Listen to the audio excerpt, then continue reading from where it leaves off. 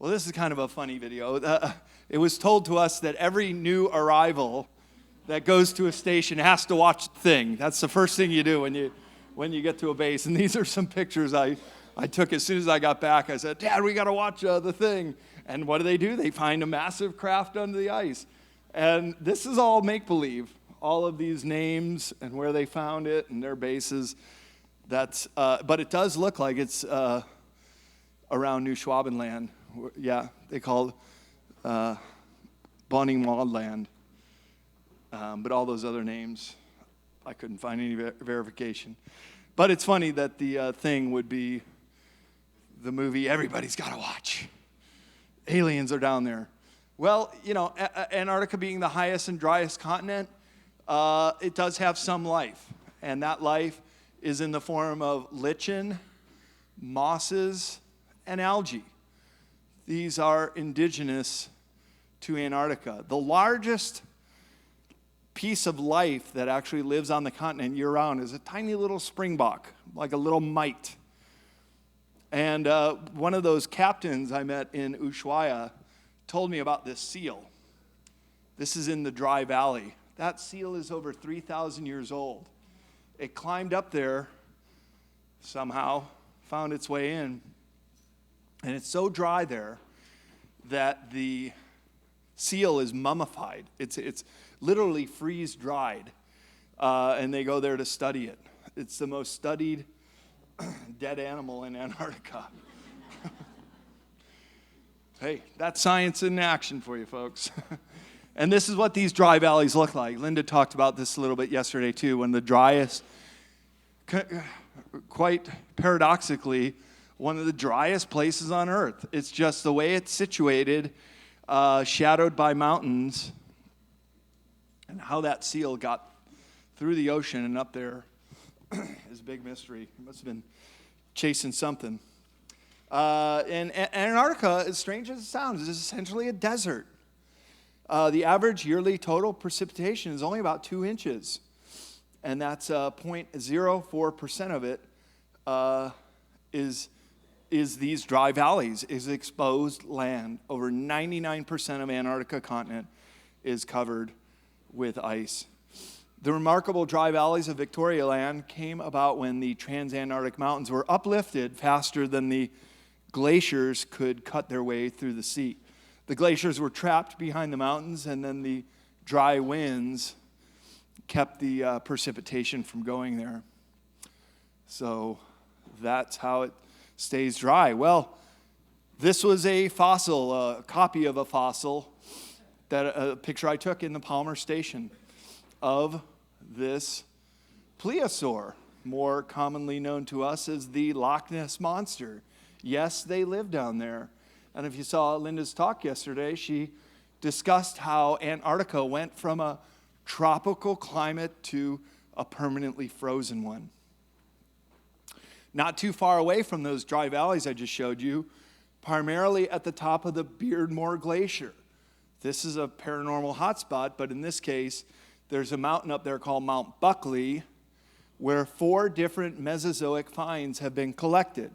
The early Triassic assemblage is dominated by cynopicids, an extinct group of animals that link primitive reptiles to mammals. In addition to the terrestrial animals, large extinct marine plesiosaurs have been found on the island near the Antarctic Peninsula, where we were. These long-necked animals with paddle-shaped fins, made famous by the Loch Ness Monster, are not actually dinosaurs per se, but more aquatic reptiles, technically speaking. But these dinosaurs are found there, including species which have only been found in Antarctica, including this, what looks like a giant salamander guy. Where was it found? Beardmore Glacier. I may have the opportunity to go back next year. Somebody contacted me after one of my interviews and said, yeah, we want to go there. Where do you want to go? He's asking me, set up your itinerary. So we would go through, there's 3 entranceways. You go through Ushuaia to the Palmer Lands area. You go from New Zealand to McMurdo, Beardmore, South Pole, or you come from South Africa to go to Queen Maud Land or New Schwabenland. And I would like to do them both, but I think you get more bang for your bucks, because he said we may be able to get Nat Geo on board. These are the discovery huts near McMurdo. This is Mount Erebus with that lake of volcano debris, and this is the Transantarctic Mountains. And Linda talked about the Beardmore Glacier as where the silver discs were seen, and possibly where those under the ice massive black basalt chambers or craft may also been. But that's the speculation part, which we're going to get to real soon. So hang tight. This is just going through the last of the scientific discoveries down there. These two large capitosaurids with skulls nearly a meter long lived during the Middle Triassic. This Chiostega colasani is a new genus and species found only in Antarctica. The ribs of the prosopods were found in the mouth of another dinosaur when it died, leading to the assumption that the carnivore may have choked to death on its last meal. Saved it for us. And these were smaller than their predecessors, but again, only found here in Antarctica. Well, this is Manuel Novillo, and he is a marine biologist at the Argentinian Brown Station, located on the Palmer Peninsula. He is showing us the ice fish, which are endemic only to the waters surrounding Antarctica. They use the underside of the ice to lay their eggs. These fish are related to the mackerel. Their blood is white, and they have no hemoglobin. They're a totally unique species that has adapted to sub-freezing Antarctic waters. And they create a sort of antifreeze in their body to be able to survive in sub-freezing waters. So these species are, these ice fish are extremely important to the seal population and the penguins, which feed on them. There's another view of them. No hemoglobin, just totally unique. They're only fish, vertebrated fish, that do not have hemoglobin in their blood. Instead of having red blood like most of the fish, it is white or translucent. And he was there catching them. That's what he does. He goes down there seasonally. He's also the guy that told us about a sighting in the other Argentinian base, which I'll get to here in a minute. This is back to Palmer Base, and Bob Farrell, the station chief, said when we were in the galley, which is the mess hall, he said, take a picture of that painting of the iceberg that used to be right outside of the station. This is it today. On Pi Day, which is in March, a few years ago, this whole thing has been receding and melting. It broke off, and now they discovered a new island. New islands are being discovered in Antarctica every year as the ice recedes. And this is very interesting, and when I get to the maps of Antarctica of old, including the Piri-Reis map, they show islands which are covered in ice, but now we're starting to discover that this area, especially the western Antarctic Peninsula region, is one of the most rapidly warming places of the earth. And even though the average wintertime temperature in the Palmer area has risen more than 6 degrees in the last 5 years, it's still very cold. This has resulted in a decrease in the sea ice extent, which has caused the glaciers to recede. And this is that view of the mountains on Anvers Island that you used to not be able to see. But this whole shelf is just dropping. And that painting, by the way, was just painted in the 1980s. Well, here's some of these penguin colonies. And like I said, they have no fear of humans. Here's me with my iPhone going like this close to them. And the mother's like, What's this thing in my way? Get out of my way. I want to look at my friends over there. They have no fear of you whatsoever. It's really amazing. But the effects of the climate change are certainly also affecting the certain colonies, which are cold water penguins, the Adelie, but the chinstap and gentoo, as I mentioned, are increasing in numbers. Well, if you love history like I do, one of the most dramatic stories happened a little over 100 years ago, and that was the race to the South Pole. Scott, pictured on the right here, had tried it once before. Shackleton tried to get to the South Pole. And by the way, they both went up the Beardmore Glacier. That was the route they took from McMurdo Sound up to the South Pole. But Amundsen, on the left there, a Norwegian, like myself, he did a different route from the Bay of Whales, and it was a shorter route. It was more direct. They had not done it before, but he got there just 35 days before Scott. Now, Amundsen had been practicing in the North Pole using sled dogs, and every one of the members of his crew got back safe and sound. Where all 5 of those British explorers perished on the ice. They ran out of food, and they died very painful, slow, freezing cold deaths. And because it is so difficult to get anything in or off of the Ross ice shelf, when they were found the next season, they were just buried in the ice. Their bodies are still in the Ross ice shelf and eventually will be discharged as the ice makes its way out. Real sad story, but part of the reason the Scott expedition failed is they were carrying fossils from Mount Buckley to bring back, and they were so weighted down and not using dogs, they just died of exhaustion as well as exposure. So Amundsen made it there at 3 p.m. on December 14th, 1911, and 35 days later, Scott got there. This is a picture taken at the South Pole. You can kind of see the sunken look in their eyes and their faces like, oh man, you're kidding me.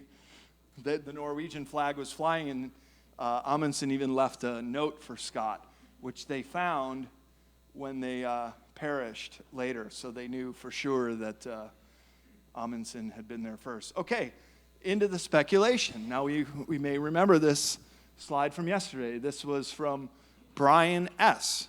And I've listened to Linda's interviews with him, and I was actually at Contact in the Desert in 2016 as a speaker. I didn't meet him. But everything that I've learned about Brian S. does check out. Like the logistics, the routes, the time, the mountains, the things he describes as seeing. And one of the most amazing things he talks about to Linda is this hole in the ice, this massive South Pole hole. And he puts it right here. This is Brian S.'s handwriting and his description of what happened. They were coming from McMurdo, South Pole. They had to go to the Davis station. They were ordered to fly all the way around it because there is a no-fly zone. I absolutely confirmed that there is a no-fly zone and on the one side of the South Pole there. Right after I got back from my trip in middle of March, I was invited to be on Beyond Belief with George Norrie, and we're sitting between takes of the set, and I'm describing the no-fly zone, and George says, "Why do they even need a no-fly zone? Nobody goes there. Why do you even have to have that?" He's absolutely right. Nobody goes there. Why do you need to have that? You don't. You don't. Nobody's going there, especially not now. So that is a big enigma and very suggestive. So what Brian S. says, it's a massive hole. And Admiral Byrd, very respected in the Navy, led Operation High Jump, which I'll tell you about in a minute. He said that he flew over the South Pole, saw this hole. It is so massive. He took his plane into it, enough room to fly around inside and back out. That's how big it is. And as you can see, if these are real images, it's something to behold. And the South Pole, being as high elevation as it is, would have a lot of ice below it. So if there is that hole that goes down to the continental level. By the way, the continent of Antarctica is one of the oldest sheets of land in the world, over 3 billion years old, whereas the West Antarctica side is a relative newcomer, only 700 million. And I'll show you, it may be that Antarctica is actually 2 continents. So, here is New Schwabenland. This is an actual map of the mountains. And many of these mountains, Mulig, Hoffmann, Sieberg, all have German names. These are the Schumacher Ponds. They're multicolored, much like Yellowstone has all those colored bacteria. The Schumacher Ponds are the same way. And they're warm water ponds. And the pilot Schumacher himself did some experiments with water, found that the water was much warmer at the bottom of the lake, and these lakes never freeze. This area also has, like the dry valleys, an area where no ice accumulates. They call these spots oases. And I was reading this book by Henry Stevens called Dark Star about Antarctica, and he said there were reports of German soldiers even growing their own crops in the summer in this area around the Schumacher Pond. So this is the presumed location of Base 211, the New Berlin base, which Admiral Dönitz said in 1943 that we have created an impregnable fortress for our Führer. And it's quite possible that Hitler survived the war. I'm going to talk about this in my workshop called The Mysteries of South America and tell you about some areas that I found in South America that reported Hitler being alive, as well as where U-boats came up after the war. Over 100 U-boats in the Wolf convoy, the Führer's convoy, the largest U-boats, which may have shepherded out all of the craft that was being worked on in Germany at the Skoda Works, which is now Czech Republic. The Allies and the Russians, they didn't find any of the craft. Could be that they went right here to those mountains, this protected area. This is where Operation High Jump was coming. In the winter, our winter, their summer, 1946, 1947, 6-month expedition led by our Admiral Byrd that was repelled after 2 months. And Admiral Byrd, he may have been a little more outspoken than he should have been, because when he was coming back through Chile, he spoke to a reporter, and he said that we may be confronting an enemy that can fly pole to pole at incredible speeds. Well, I scratch my head because I still don't think we have technology today that can fly pole to pole at incredible speeds. So what he may have encountered, and after the Soviet Union broke up, an incredible amount of research came into the field. If you showed up in Moscow with a suitcase of $100 bills, you could buy autopsy videos of aliens. You could buy videos of crashed discs, and now a lot of these are online. You can go see them. And a lot of information that the Russians knew about this New Berlin base came out. And there's a really great documentary. You have to read the subtitles.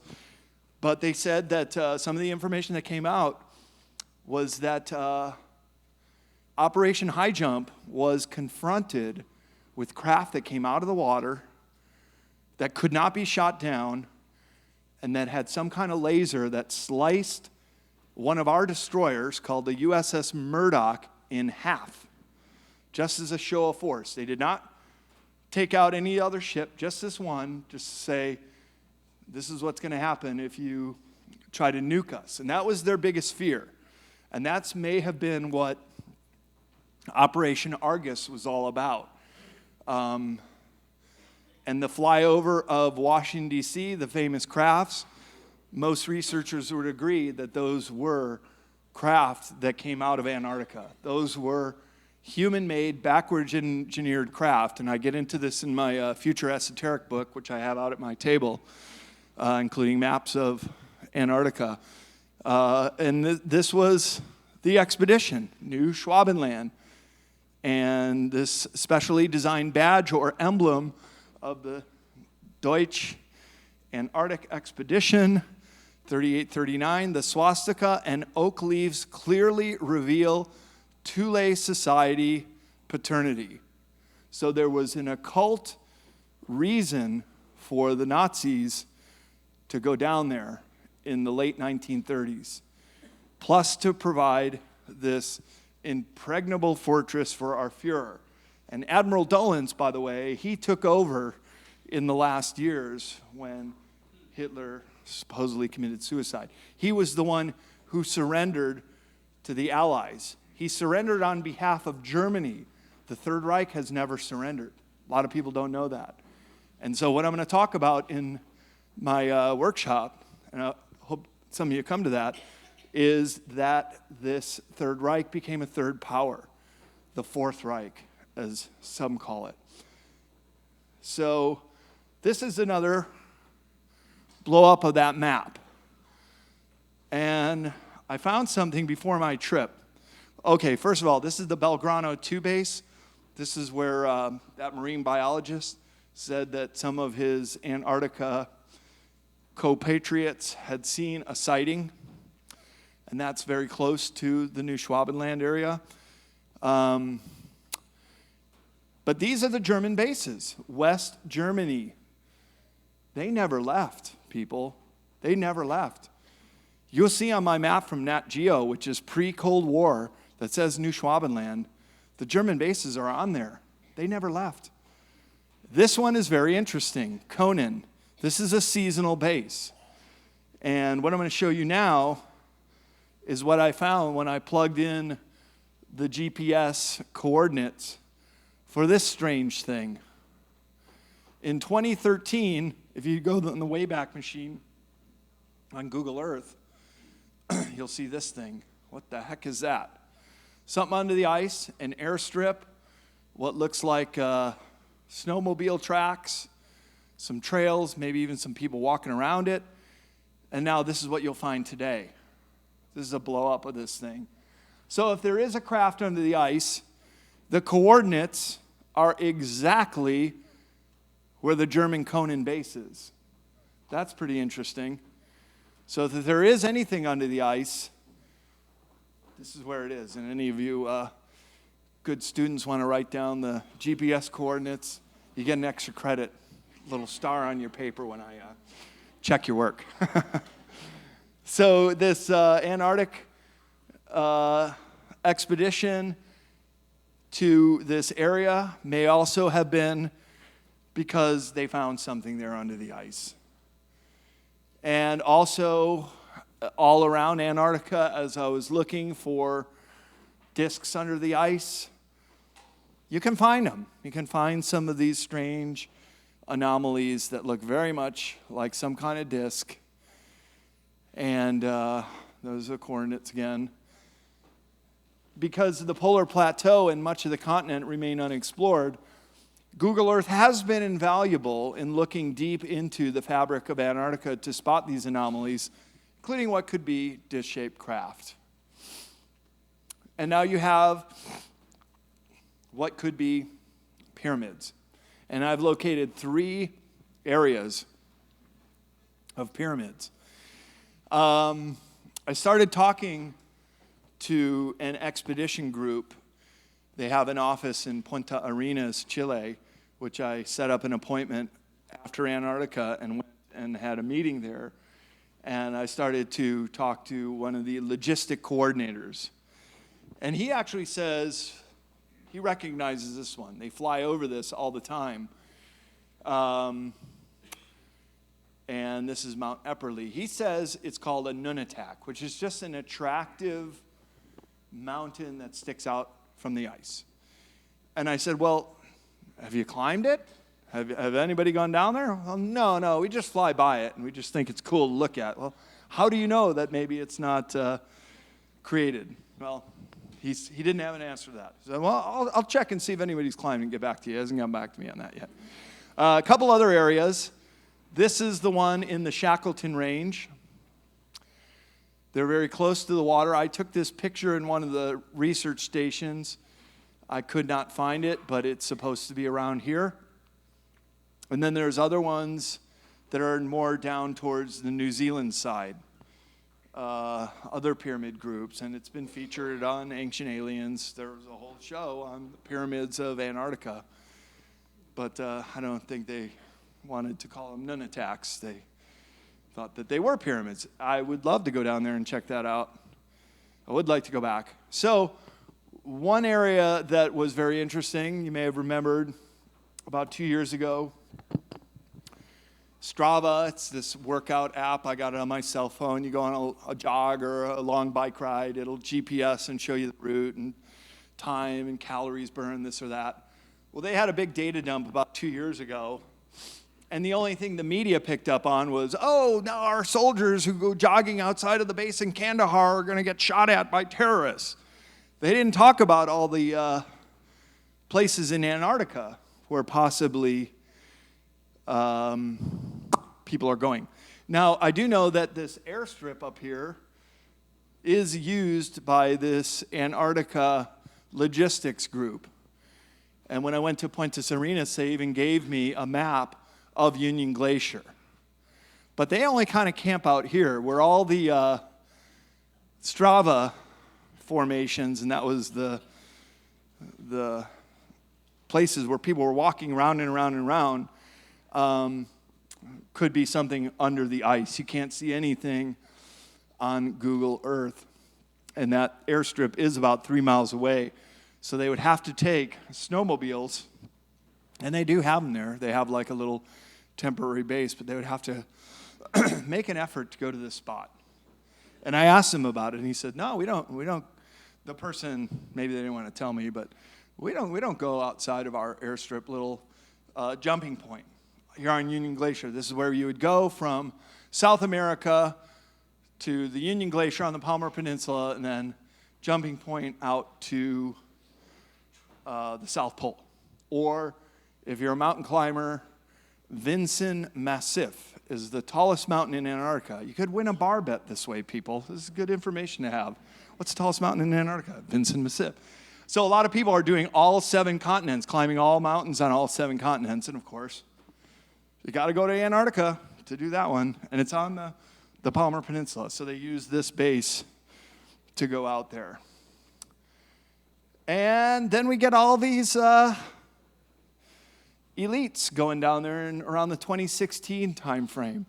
Here's John Kerry on election day. You'd think he might have tried to help his party win the election, but no, he's in Antarctica. Here's Patriarch Krill blessing a chapel. He goes all the way to bless this tiny little chapel and to see the penguins. Here's Buzz Aldrin. And on our panel tomorrow, David Adair told me he knows Buzz Aldrin personally, and he's going to reveal why Buzz Aldrin was medevaced out of Antarctica. He had a heart attack down there.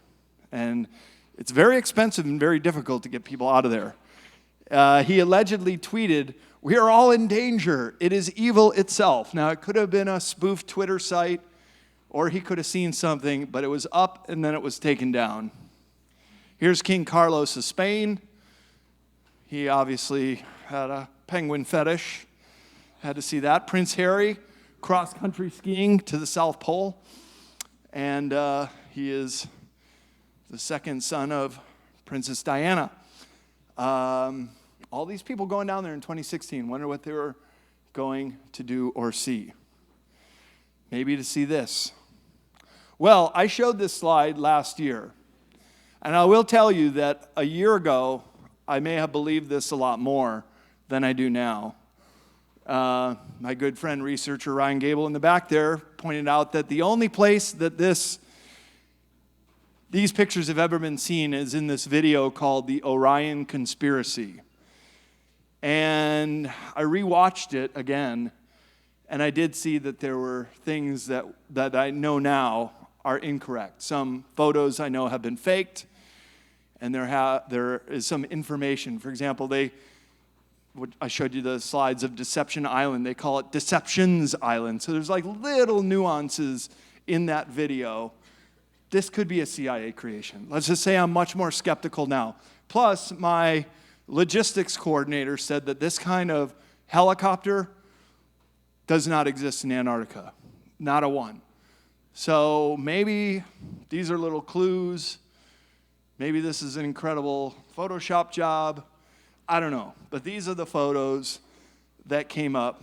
Some people say that this craft was discovered in 1975. This is that big 3-mile across one that I was trying to find information out and showing these slides and pictures to anybody who would care to talk to me about it. And with the receding ice, maybe it is opening up more and more. So, potential for an alien base, yes, there is very compelling Google Earth pictures of what looks like this metallic top opening. This is actually really large. You could fly a craft or a plane into it. And there are two of them right next to each other, about 5 miles apart.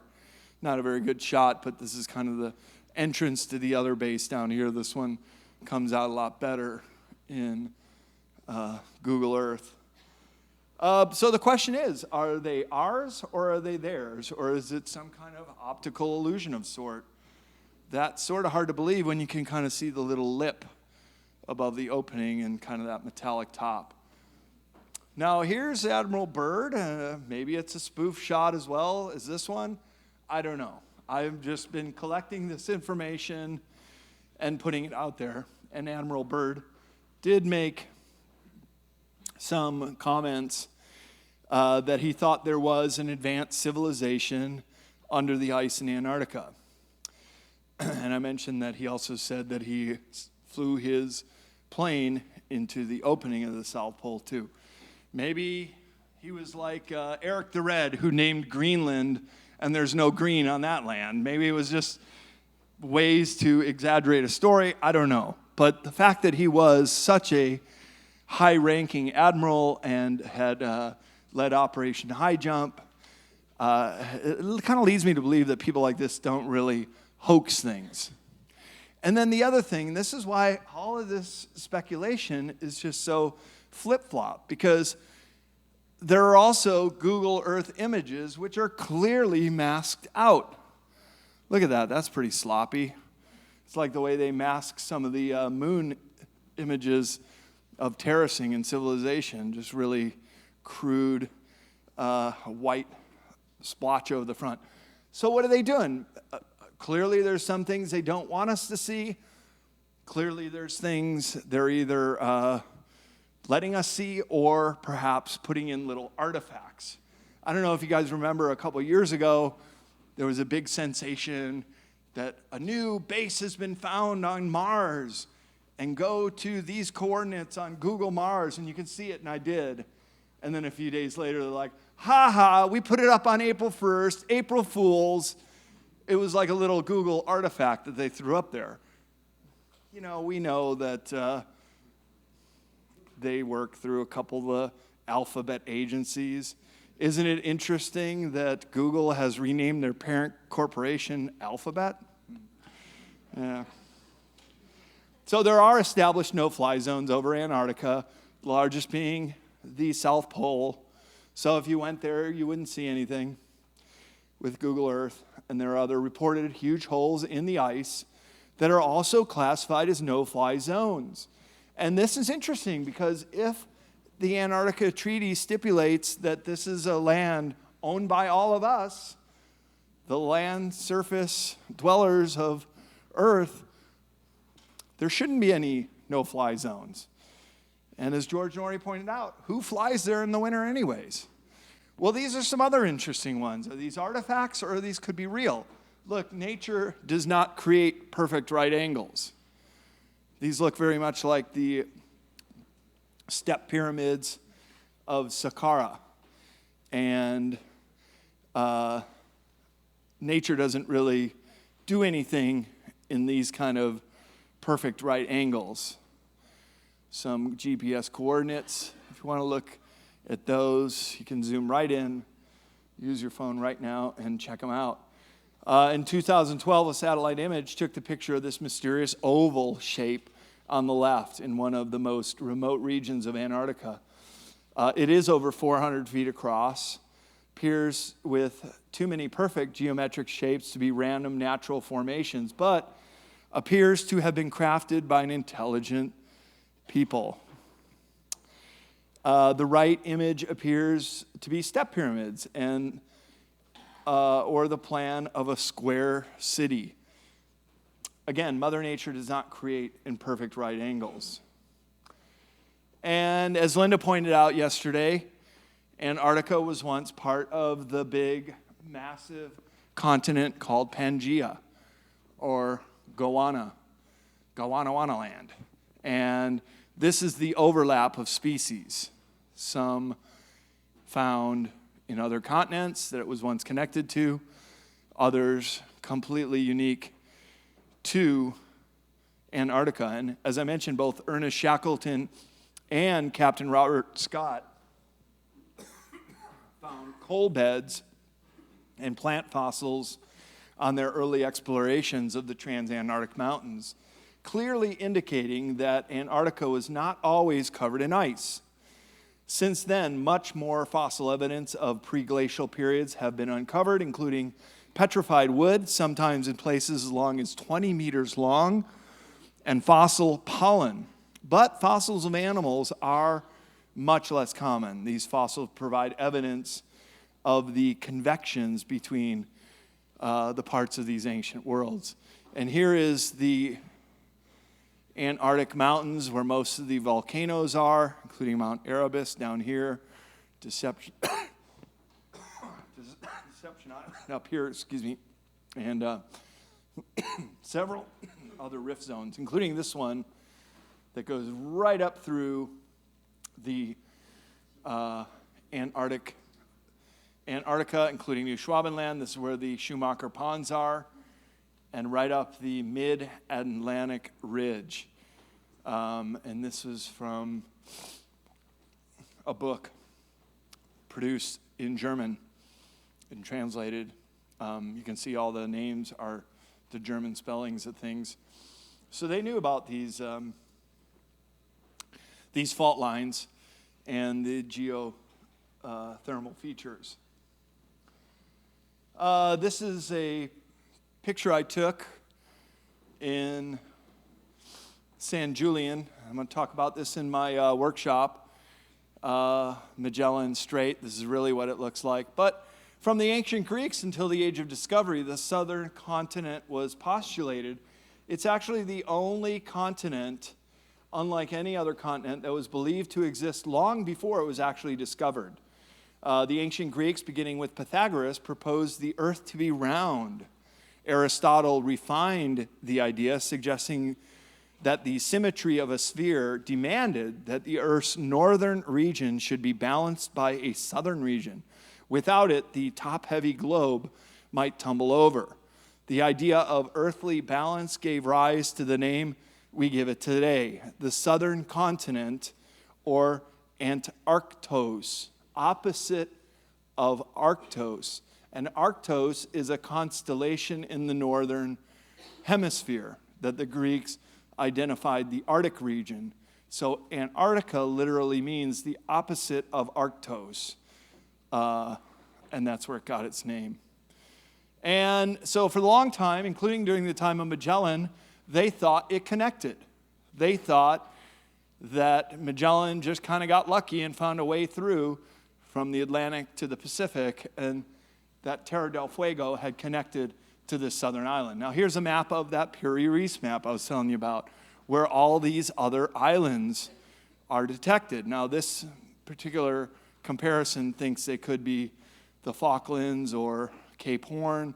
It looks to me like this part of South America connects, like Magellan thought, to a southern continent, And these would be islands off of the coast of Antarctica covered in ice. Now, how could Piri Reis have known this in 1519? Well, Piri Reis himself said that he used the map of Columbus and the source maps dating from the time of Alexander the Great.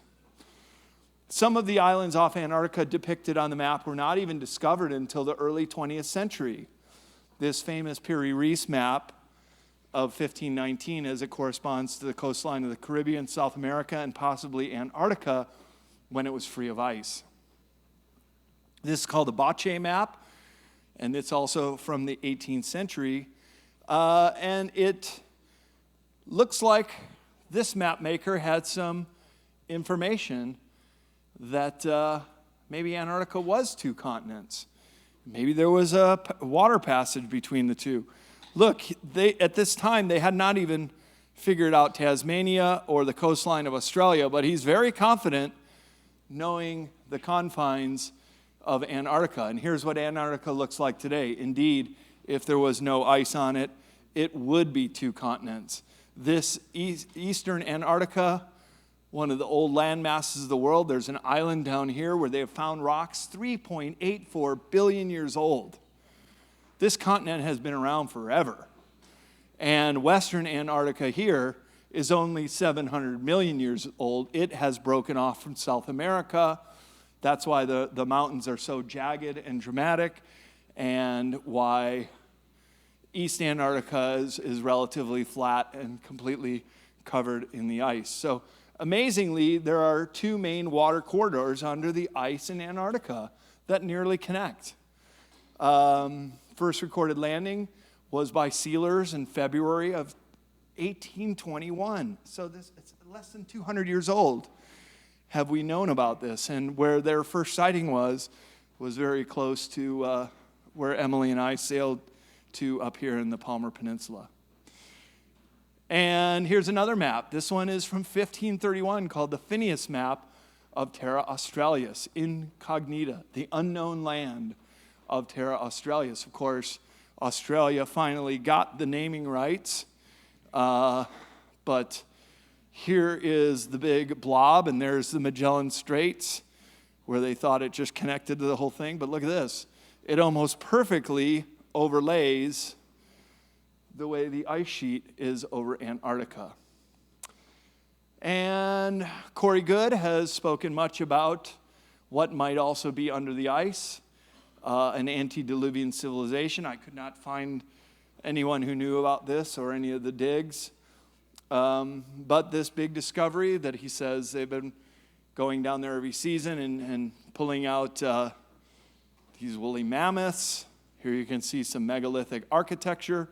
I wish this was a photo. This is all I have to go on. So this is why it's in the speculation part of it. But this could be what the Illuminati Disneyland was, why all the elites were going down there. Maybe they were checking out an archaeological dig. Advances in technology have allowed ice-penetrating radar to discover those subglacial lakes that I showed you, and also the possibility of finding other things down there, and including what Corey Goode calls these pre-Adamite giants. You guys think I'm tall. These guys would be up on the ceiling. Really big. And this is some other information that Corey Goode's come out with. At least 5 under-the-ice facilities run by an interplanetary corporate conglomeration. And this is where he puts them. One of them on the Palmer Peninsula. Another, this is close to the Union Glacier and Vinson Massif. That's close to New Schwabenland, actually very close to the Belgrano 2 base. This one out on the Ross Ice Shelf, and another one close to McMurdo. And he says this is what they look like under the ice: geothermal formations, factories, and things they're working on. And he thinks it's a corporate-run secret space program based out of Antarctica. And here is the Falkland Islands. Way up here, that's the southern tip. Falklands are there. These are the South Sandwich Islands, and here's southern Thule. This is one of the most remote islands in the world. Like Antarctica, it's frozen most of the year, and this is completely uninhabited. These peri-Antarctic volcanic islands are very difficult to make a landing except by helicopter. Sea landings on these 11 seldomly visited islands are very rare, although it can be done. This is what South Thule Island looks like. Pulled that off of Google Earth. The area in question that we're going to talk about is right down here. This is a map from Wikipedia showing the Falklands Wars was actually a two-part war. We almost always hear about what happened on the Falklands, but another contingent was coming down here to the South Shetlands and the South Sandwich Islands. So this was in 1982. I remember as a kid getting news stories every day in school of the ships coming down there. And they had another goal in mind, and that was this South Thule Island. This is a picture from British military showing this ship where the actual surrender treaty took place right off of South Thule Island. This tiny little research station. Well, what could have been going on there? This is another picture of that research station, which the British just destroyed, just blew it up, just got rid of it. There's nothing there now. It was called the Corbetta Uruguay Station on southern Thule, and they were said to be studying something in a cave. And although Britain claimed sovereignty, the Argentinians had set up a base here and were working out of here, really bothering no one until the Falklands Wars. There's another view of it. The cave would be in the mountains here. And this is where supposedly the Black Goo comes from. And this may be the real reason why the Falklands Wars was fought. What is the Black Goo? Well, it is this AI substance that can be used to rapidly clone any life form. It was brought to Earth by a benevolent ET group shortly after the Toba eruption 74,000 years ago. At that time, it created basically a nuclear winter over the planet. There were so few humans, you could fill them, all the humans on the world, in a big stadium like Texas Stadium. That's how few humans there were. So the idea was that we were very susceptible to a takeover. So the Black Goo was brought to Earth and stored in South Thule Island so it could be frozen. I could do a whole presentation on the Black Goo. It's very, very interesting because after the Black Goo was taken back to the UK, it got loose. A bunch of scientists at Marconi Labs died under mysterious circumstances. And it sounds like this thing has gotten loose. It could be behind the Morgellons syndrome.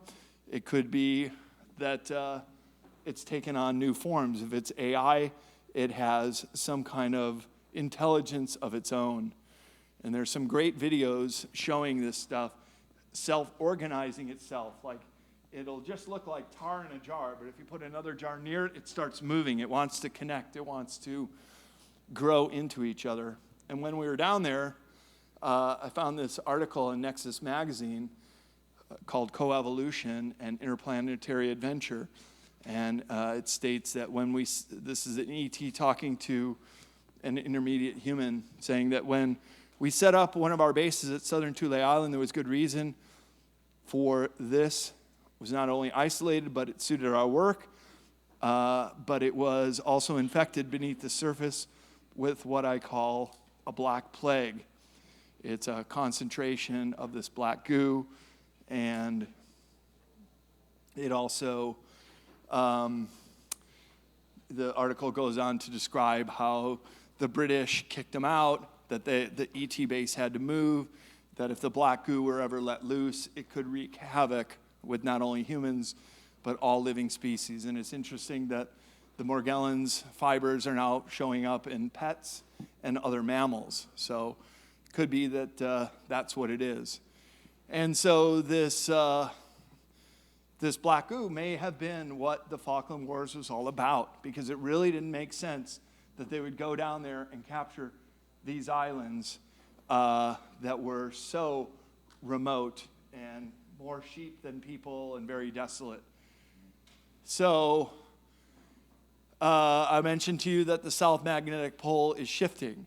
If it were to shift, our new North Pole could be right over North America, and the new South Pole could be just below Australia, in which case Antarctica would start melting, and in which case we would have a lot more mysteries in Antarctica solved. And I just want to end you with this little video that I made on our boat. Under these amazingly beautiful, majestic mountains. And here are a bunch of whales frolicking and feeding, flashing us some whales' tails.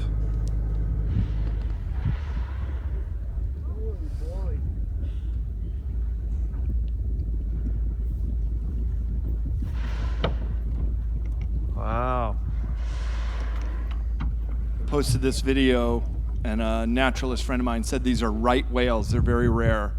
They were almost hunted to extinction. Woo! That is very close. That's only about 50 feet away. Oh boy.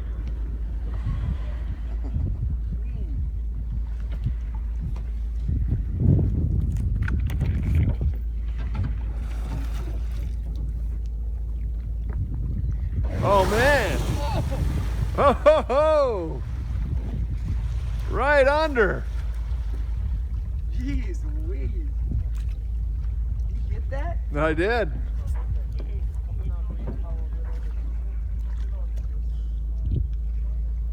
Where'd they go? That's the weird feeling. Hope it's not Moby Dick.